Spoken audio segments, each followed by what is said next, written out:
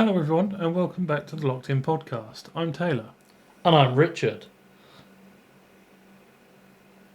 No, Dan hasn't had a hideous accident. He's away. He's on holiday. So we have Rich as a stand-in. Unfortunately, he is a Tottenham fan. So someone needs to do it. Get ready for some shit opinions. Yeah, as usual, seems to be a little bit of transfer news. Is mainly what's in the news at the minute. That is where we're at. But first of all, yes, why are you a Tottenham fan? I am a Tottenham fan because thrust upon me from a very early age, my family, my dad's side of the family were Tottenham fans, and it was kind of made apparent that you support Tottenham, and that's your choice in life. So, and then I think you kind of fall in with that, and you just end up accepting it and enjoying it. And then, when I was 18, we won a cup.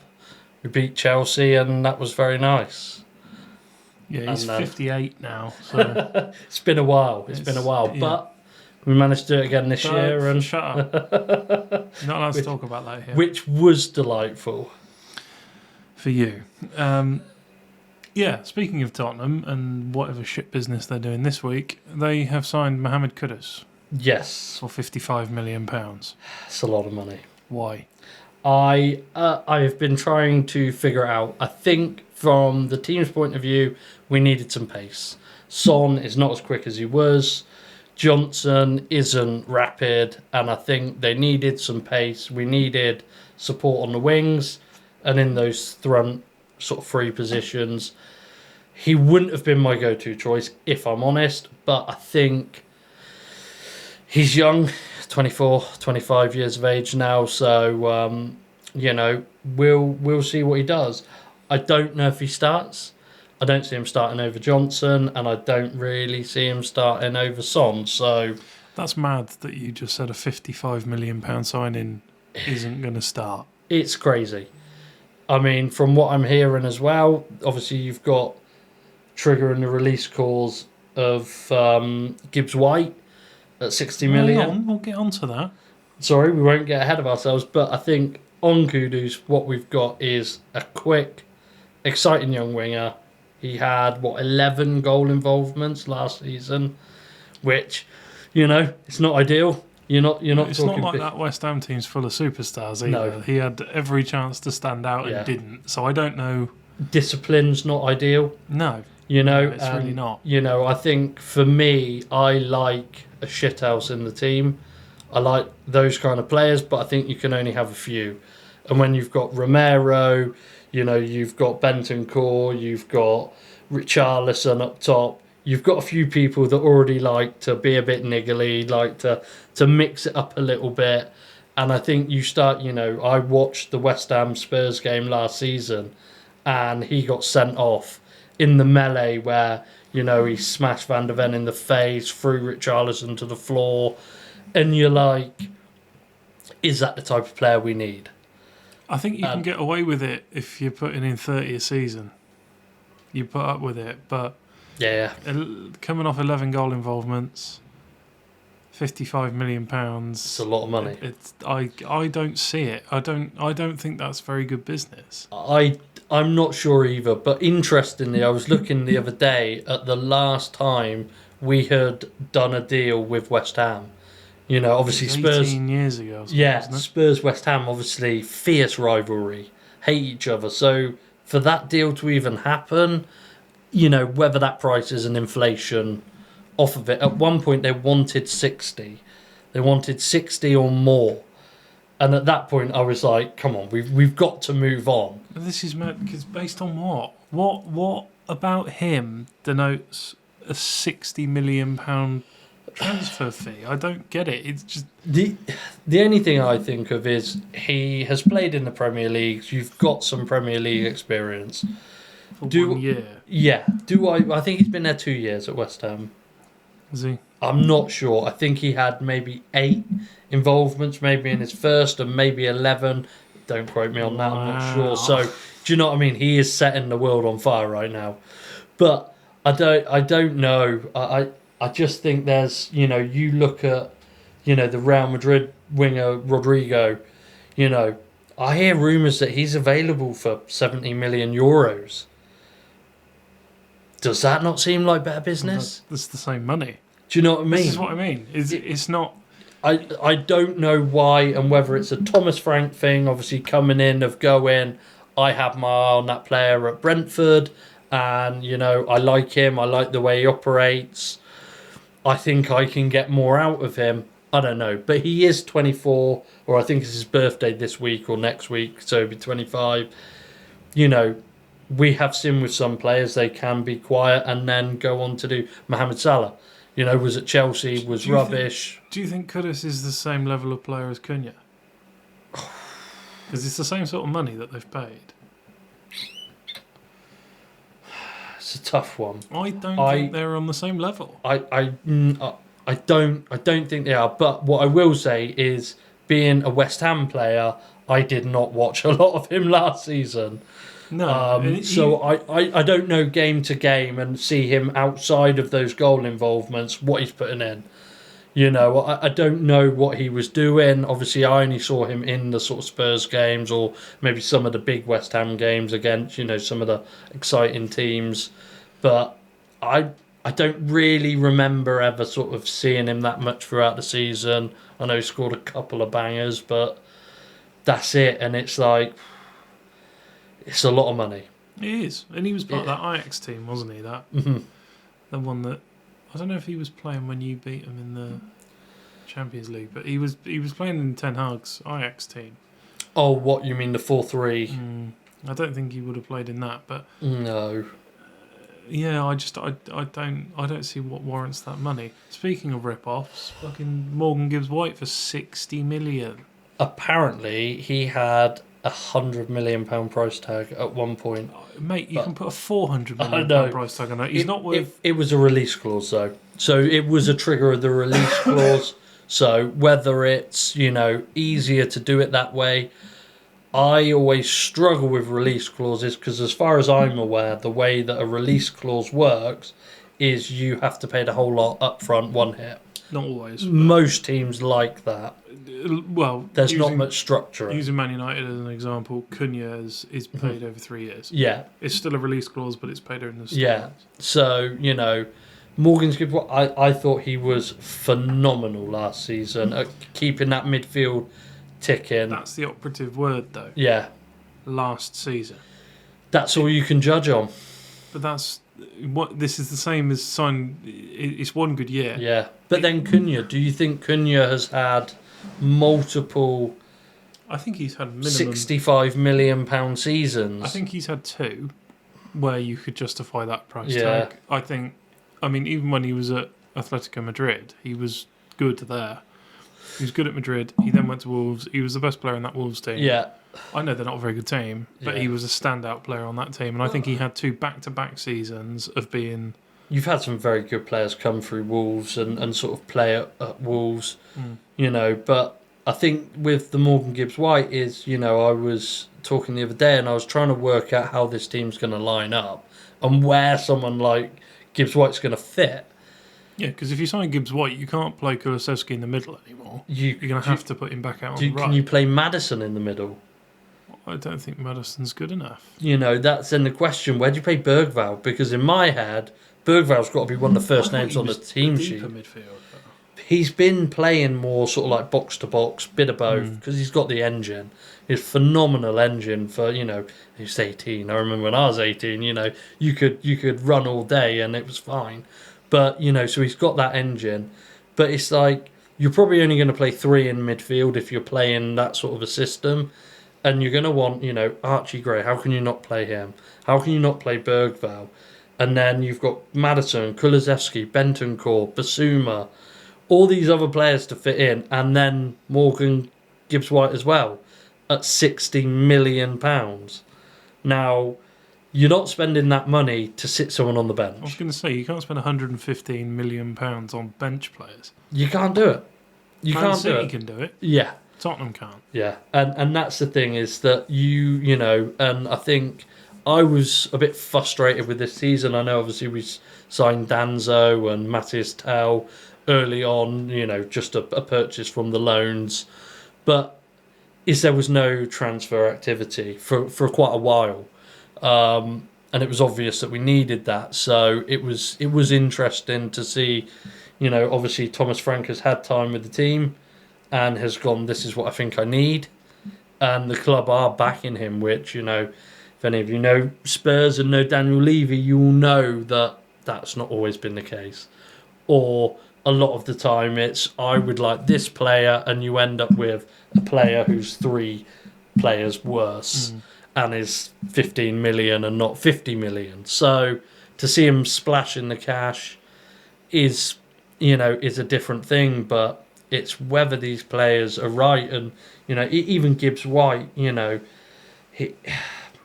he looked really good last season. And I have to hope having him in midfield, linking play, setting players off, popping balls for Solanke, Johnson doing his thing, I hope it's going to work. It's the same thing that we have every season. Can't get much worse, that's what I'm saying. Yeah, I mean, you can't finish any worse than 17th unless you're getting relegated. So even Man United finished 15th. Yeah, I know, but we did win a trophy. Yeah, so, there's some positives. By a fluke. But we won't go into that because that will just turn into an argument. So, sorry. But, I think, but how do you feel about United's transfer business? Shite. It's been rubbish. You're not happy. How long have they been in talks with Mbeumo?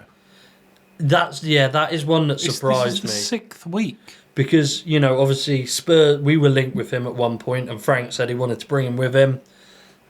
Obviously, I feel that, we had a conversation, didn't we? And he said he didn't want to go to Spurs, he wanted to go to United. If he's made that clear, how are United not just... Oh, for fuck's sake. It's because I've got my foot on it. Sorry, our light's gone off. Give us a second. There we go. Issue. Welcome back. Yeah, I mean, I don't know if the player's offering himself up on a plate. He's rejected another big team, and I like the way you just called us a big team. They're squabbling over big, 5 million. big, not massive. They're squabbling over what equates to about £2.5 to £5 million. Yeah, you're paying that to Jadon Sancho every 3 months. It's get the fucker out of the club and start selling some players. I just find it. Get on with it. I just find it crazy that if he's the player you want, and it's the player that the manager wants, it's the player the club wants. I just remember United have always been the type of team that will find the player they want and they go and get that player. And under Ferguson, not recent, not in the last 10 years. And it's the only way they get the players they want is by massively overpaying for them. Which you go back. There's no such thing as that. I was watching an interview with Nemanja Vidic the other day. He came in January 2006, and he was £7 million. Crazy. For probably top 2 or 3 best centre backs in Premier League history.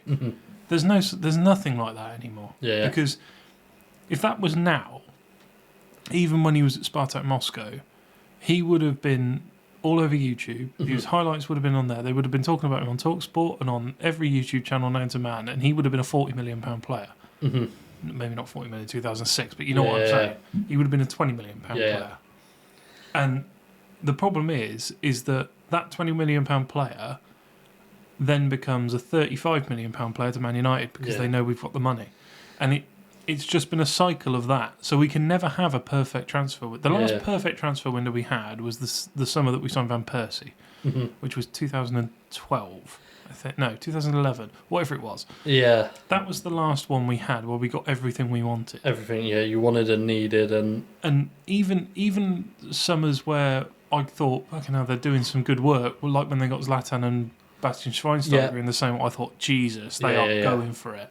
They're getting quality players. but they didn't have a manager who respected who Bastian Schweinsteiger was. Yeah, what So he could do. wasted 2 years at the twilight of his career. He wasn't too old when he signed for Man United. He was still at the top of his game. I think he was 32 or 33 when he signed for Man United. So he was still there. But he's never been a player that has massively relied on pace. No, that's so what I mean. Do you know what I mean? It just didn't. So why would you sign that player if you know Mourinho is not going to use him? And it goes back to that thing of who is signing the players. Is it the club? Is it the manager? Where is that breakdown in communication? Well, that was why Dan Ashworth left, because he said, basically, this is what I've heard anyway, he basically said, you get Gareth Southgate as the manager or I'm leaving. Wow. Sort of thing, along those lines. And they went, fuck off, we've got sense. What year would that have been? This year. Sorry. Okay. Yeah, Dan Ashworth only signed at the end of last season. He was gone within 3 months because he was pushing for Gareth Southgate because they're mates. When he left England. And they went, no. He's got no. He's shown. No, he hasn't had a good run with a club. No. He got handed the best England team for 25 years. And didn't run them to anywhere. Well, he got them to 2 semis and a final. If you can't put that team over the line, how the fuck are you going to fix this mess? Yeah. This is probably the hardest job in the Premier League is coming into that Man United team and trying to fix it. I think you look at the amount of shit that Ruben Amorim's taken over the last 8 months, even though I think he's done about as good a job as anyone would have done. Because that team needed fundamental change. What was happening before was putting a plaster over it. With Ollie, with Ranić, with all these players who just played the standard 4-3-3 counter-attacking football. Even Ten Hag did it. And that team was just getting slowly worse and worse and worse. And it reached a breaking point when they spent £400 million on a manager they knew they were going to sack. Which was Ten Hag, when they were signing Anthony and all this lot. They spent £400 million and then sacked him, which meant there was no money for Ruben Amorim or whoever the next manager was going to be. I think you had that at Spurs, though, didn't you? You saw with when Ange was sacked, it was done. He's just won a trophy, the same as what Ten Hag did, and a lot of people said that saved Ten Hag. It did. To keep his job, but then he was sat with him. What was it? 3 months? 2 months? Yeah, well, he was gone by November. Ruben Amorim was in by November, and obviously we had a bit of room in the middle. But and I think that's why Spurs took that approach, was to go, we don't want to end up 3 months into the season after a back in the summer and trying to spend some of that money to then sack him and have to go for it again. And I think that was the big failure for United, wasn't it? Not sacking him. This is why I don't like all the Ruben Amorim hate. It's because he's come into a team that's played 4 at the back since the 60s. Yeah. Do you know what I mean? Genuinely. Man United have always been a 4-back team. Yeah. And he's trying to change something that's never been done in the Premier League. No one has ever successfully implemented a 3-4-3 in the Premier League. What do you describe as successfully?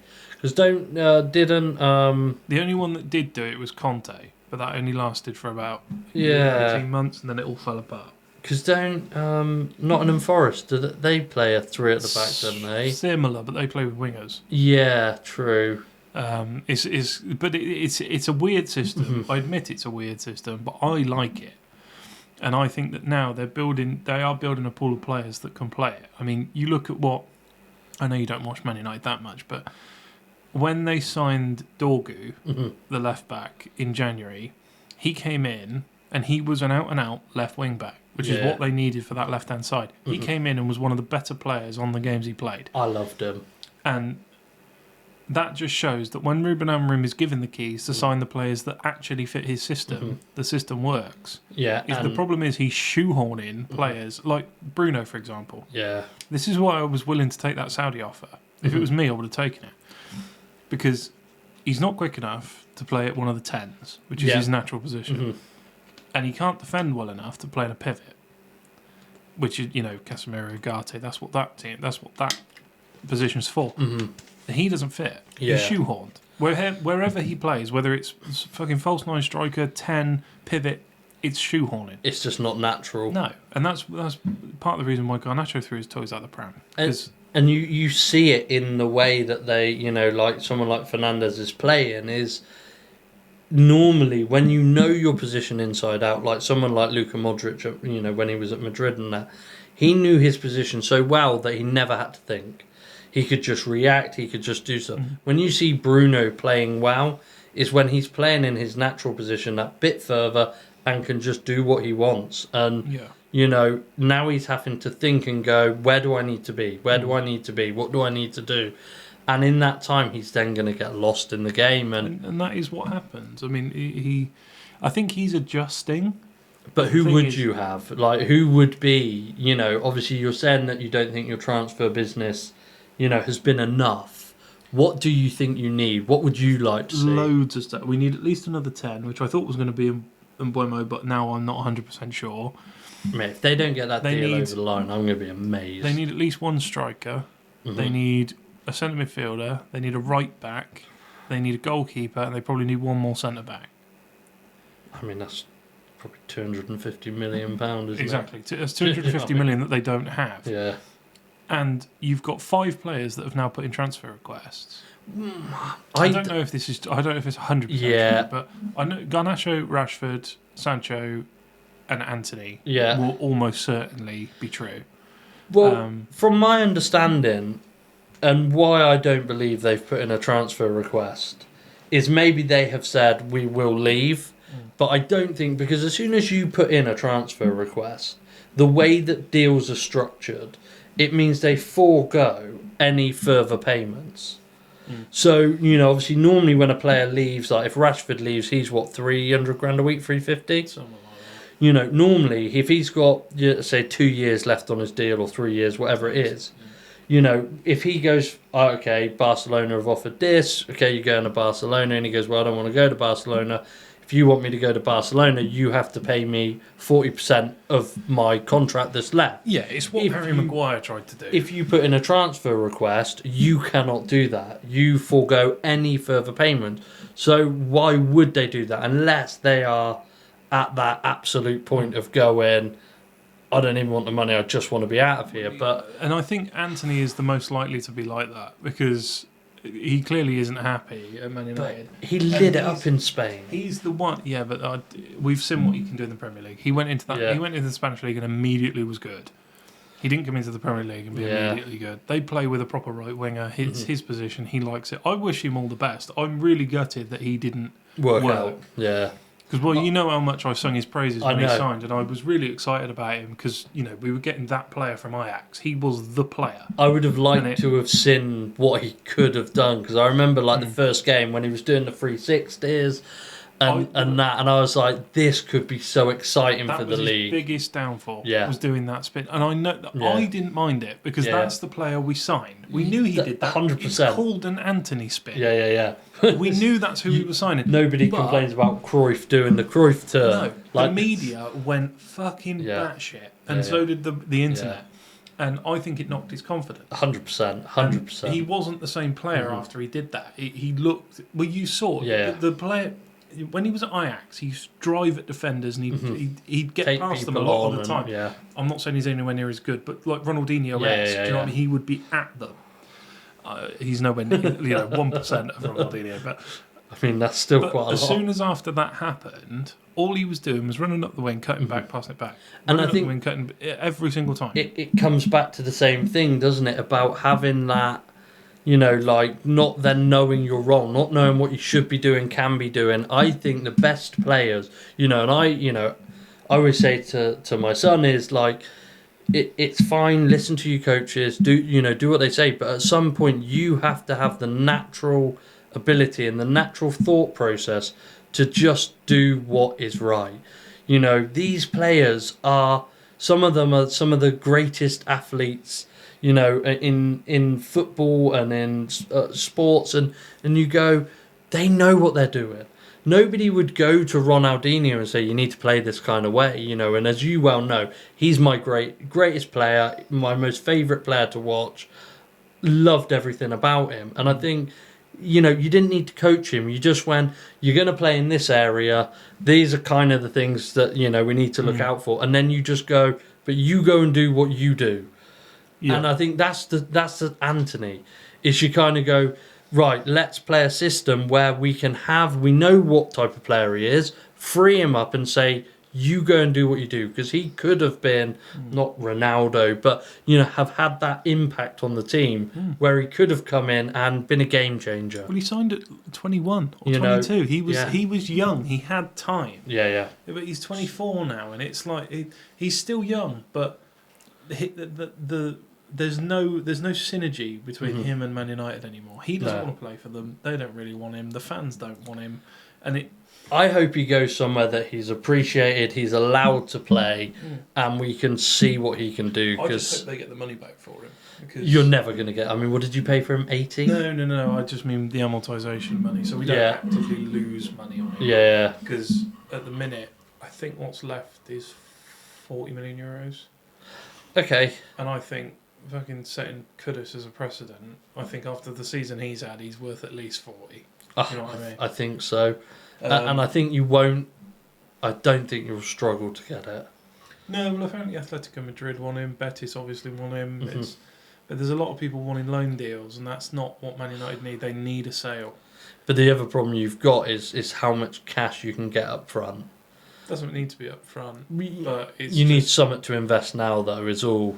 Yeah, but you can spend the money with the promise that the money's coming in, so it doesn't really matter. It's like, well, this was one of the other things I found when I was looking through the news, is apparently Barcelona have pivoted and now Rashford is their top target, and that was from Florian Plettenberg. I don't know if you know who that is, but Plettigol on Twitter. He's one of the big ones, Sky Germany. And apparently Barcelona are now, that's their top target, because I think they were going after Nico Williams, weren't they? Yeah, he just signed a 10-year deal. Mental. I rate it. And it's the same. I said it last week about Jared Branthwaite signing a new contract. It's either he stays till he's in his 30s, brilliant. They've got an amazing player for 10 years. If Barcelona want him in 3 years, you still pay big 250 million. He's got 7 years left on his deal. The thing is, as well, with that team is obviously being a Basque team, is they can't sign players. But you look at Inaki Williams. He's been there forever and has played. Because they can't, they're not allowed to sign players. Everyone that plays in that team has to be of Basque heritage and from the Basque region of Spain. So it's so hard for them that when they do have good players, they have to keep them. Which is, for context, is like picking a pool of players for a professional top flight team from a place that's twice the size of London.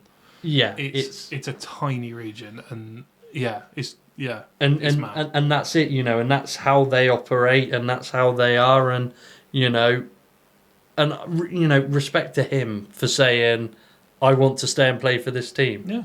Yeah, because like I say, it's rare that you see it now. And to 10 years, whether that's helped them give him the money that he wants or whatever it is, because you look at Chelsea, obviously the big team that's doing these mental long contracts. Yeah, that 8-year Mudryk deal worked out a treat, didn't it? Yeah, that's worked really well now, But yeah, I think Rashford going to Barcelona.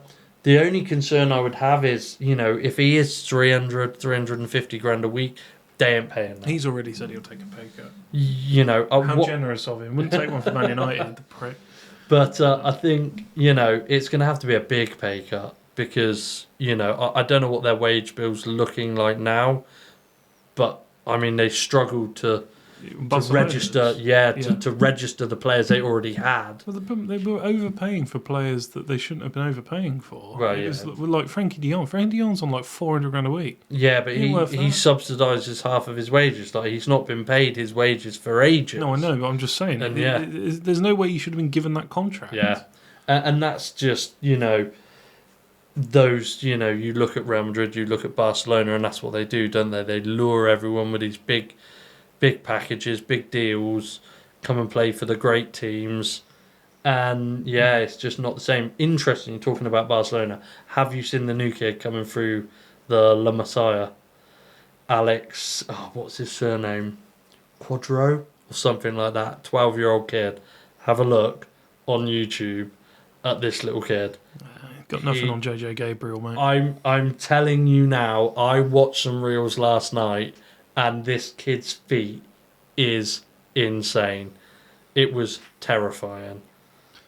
I'm telling you now, I have never seen a player that has made me as happy as watching Ronaldinho play until I saw that kid last night. I'll watch him if you watch JJ Gabriel. I will 100% watch this JJ Gabriel person.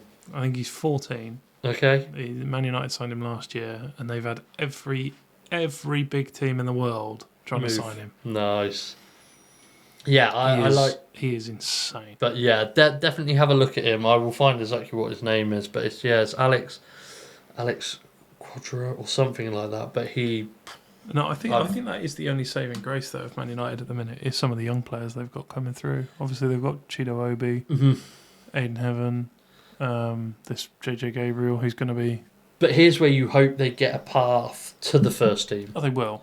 Obi and Heaven are already playing, because and they're 17 and 18. And this is it, and it's the same as I said with Spurs, and I don't want to keep going back to Spurs, but like with the signing of like Gibbs White and stuff, is that Mikey Moore. I will, but this is the thing: you sign Kundus, Mohammed, and you think, well, would you rather not give that game time to Mikey Moore? You just giving me my own point back from earlier. Well, no, but this is it, and it's like I don't want to block the path. You've got, Donnelly, players like that are good young players that are coming through the academy, and you see it in so many teams like Chelsea that have got 38 wingers, and it's like every winger in their academy must be thinking, I need to leave. Did you see that? They signed another one. No. They're looking at selling one. Oh, to Arsenal. 50 million. 50 million for Noni Madueke. It's a lot. It is a lot. And you're saying 55 for Mohamed's a bit much. Who would you rather? Because, similar price. Okay, probably. But I think that's insane money for a player who's been good, but not much more. I remember, and maybe it is, inflation or the times and stuff, but I remember when you used to go and buy I don't want to use the word average player, but, an okay player, which probably Mohamed is and stuff like that, and there's a bit of potential there, you would go 25 million, maybe 30. And that was sort of a going rate. Now it seems like average players and okay players, it's 50, 60 million is your going rate. If you want to sign a top player, you're 80 to 120 million. I look at the Wirtz deal and stuff, and these are the prices, and you go... How is this going to be sustainable? How is this going to continue? The amount of PSR breaks that have been happening recently is insane. You look at the financial trouble that's hit so many of them. It's why Man United can't spend money. Yeah. They've got money. Yeah. They can't spend it because of the PSR shite. They're paying, this year, I think they're paying £90 million for transfers they've already made. Like on Anthony and they're still paying off Sancho and all this sort of. They're still paying this money out, and it's ruining the PSR. And this is it, isn't it? It's the structure of the deals, and like Chelsea, I would hate to see what their payments are because a lot of their deals are structured over the contracts. So their outgoings, whether they're paying it monthly, yearly, I don't know how they're structured, but they've got some big bills coming out. And how they're funding it, because they're not winning things, and it's how are they funding that with it? And they won the Conference League. As I said, they're not winning anything. Wins one trophy. Well, they might actually win the what's that? Club World Cup. There we go. That's the one, the Club World Cup. But they're not going to, are they? Because they're not going to beat PSG. Let's be honest. PSG look insane. I mean, they look ridiculous at the minute. It's like every time I watch them, I'm just like. You had Mbappe, who was, is a great player, and they looked nothing like what they look like now. No, because they're playing as a built the team around him, and I don't think he was ever bothered. Not that I simply don't think he was good enough to have a team built around it. They were treating him like how Barcelona treat Messi and Real Madrid treat Ronaldo, and they're not. He's not that level. I'm sorry, he's not. Do you think Haaland is? No. Yeah. No one in the modern game is the same level. You look, Ronaldo, for example, had, I think, 6 back-to-back seasons where he scored more than 50 goals a year. It's unthinkable. Did you hear he said he's not going to retire until he gets 1,000? Yeah, too right. Like, He's only about 50, 60 off, isn't he? So I think it's a few. I think last time I saw it was like. he's over 900. Yeah, I think he it hit was something 900 like last 80 season? or something maybe. But you know, In Saudi League, you'll get that in 2 years. I mean, it's and what a credit to football to have it. But yeah, I think. No doubt Pele's Twitter will suddenly change to 1,186 goals as soon as that. Yeah. That's what he did last time, wasn't it? Yeah. But no, I think, and really, I would say in my lifetime of it, in this current era since Ronaldo and Messi, there has only been one other player that has lit up matches the way that those two did, that could spin a game in. If you're going to say a player that begins with N and ends in Amar. No, I am not. I'm going to say the truth. The only player that has been even possible to speak about in that same bracket is Gareth Bale. And you can't say that man hasn't had more game-changing moments in his career. Of course he has. Calm down. He's won Champions Leagues for them. I'm stepping in. Shut up, I'll mute you. You cannot You certainly Gareth can. Bale You in can. the same bracket as Messi and Ronaldo. I'm not putting him in the same bracket. That's not what I'm saying at all. I don't think he is on their level. I'm saying there is nobody else that can even be mentioned to get towards that conversation. So I'm going to get on the beat button just in case. But he is the only one that has had the moments in games. You look at what he did to Maicon, the best right back in the world, just made him look bang average in a Spurs team. Yeah. The Real Madrid, he comes off of the bench and scores one of the most incredible bicycle kicks to win them a Champions League Which final. I actually think was better than Ronaldo's one, but 100%. Didn't get nearly the Do you same. know what I mean? But that's all I'm saying. If you look at the moments and because that's what Messi and Ronaldo did, didn't they? They would take a game and they would go, "It's my time. I'm gonna do it." And is you had Messi and Ronaldo had more equally consistency. as many moments, if not a lot more, which was certainly 100%.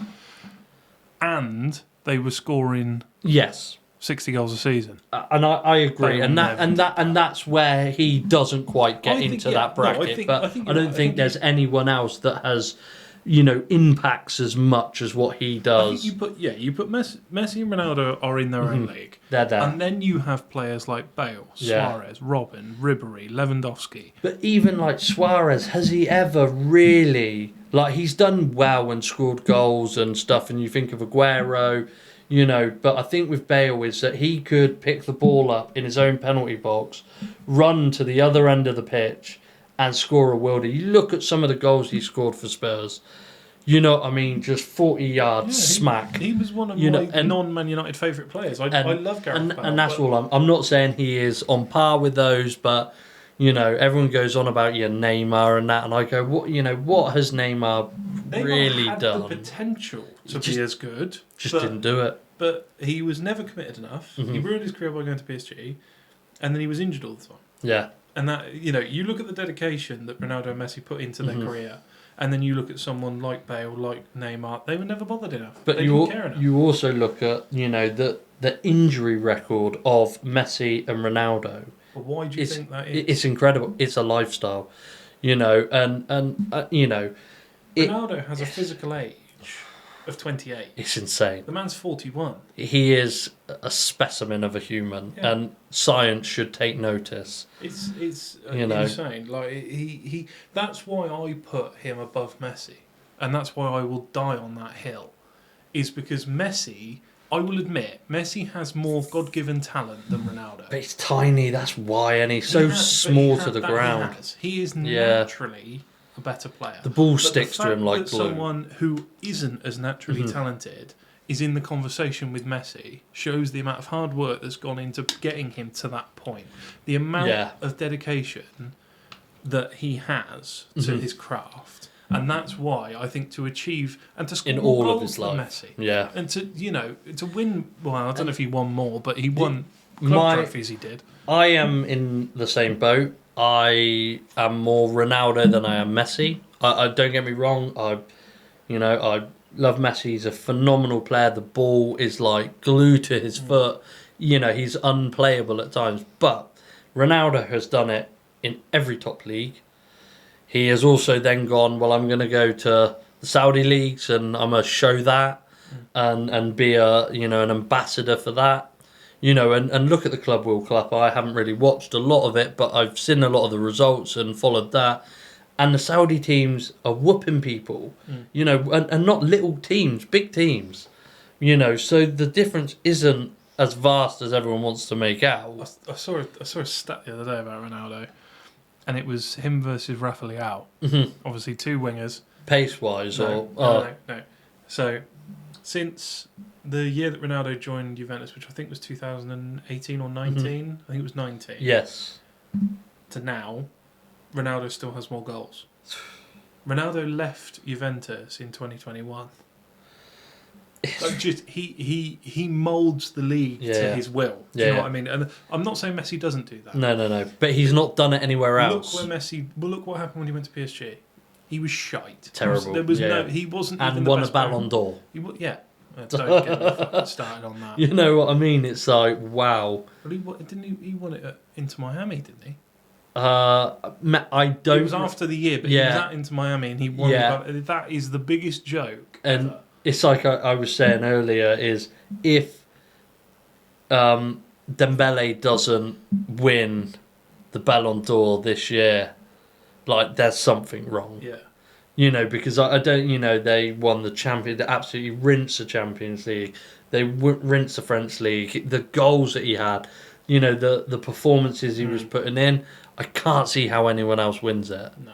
You know, and it's... I do wish that they incorporated defenders a bit more. I mean, it's a bit of a joke that it's been 21 years since it's been a defender. Who was the last goalkeeper? Because I think there's been one... one goalkeeper. 1965. It's mental, isn't it? And it's like... Manuel Neuer could have won that on multiple occasions.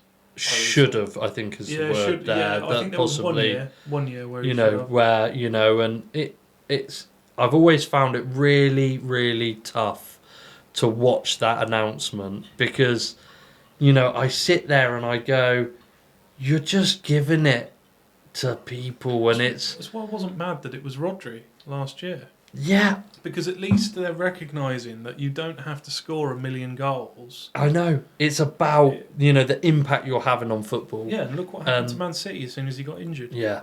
Just off a cliff. Yeah. You know what I mean? And it's like, that is what it should be about. You know, just actual footballing. And that's what I mean. I think Dembele probably should be in that team. But what I'm saying is that if the best player in that team was Marquinhos, it shouldn't be given to Dembele just because he's an attacker. No. Yes, he scored the goals. Yeah. But if Marquinhos was a better player, I know he wasn't. Yeah. But I'm just saying. If he's kept clean sheets. For example, if it was Donnarumma, it should be given to him. It shouldn't just be the de facto best player from the outside perspective. You've scored 50 goals, so you're the reason. You. But like, you've won 1-0 every game, and it's like because Donnarumma has kept a clean sheet. Yeah.